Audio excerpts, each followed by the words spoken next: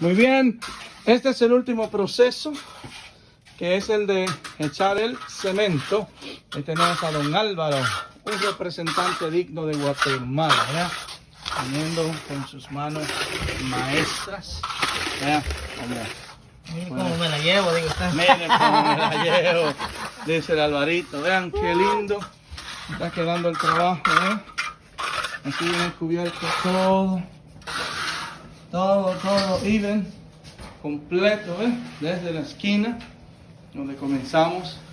En este waterproofing hicimos una L, hicimos toda esta pared y luego la pared que va para ahí.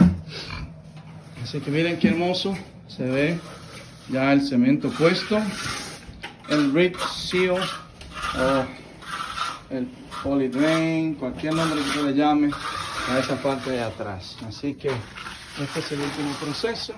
Ya tenemos a Nene echando el concreto ahí para que don Álvaro le ponga ese toque mágico de elegancia, como se hacen las cosas aquí en Miracles Home Improvement, miracleswaterproofing.com, 609-222-9930. Llámenos por favor para un servicio de una cuota gratis. Y verá qué lindo va a quedar su basement húmedo. Va a quedar ahora seco. Dios los bendiga.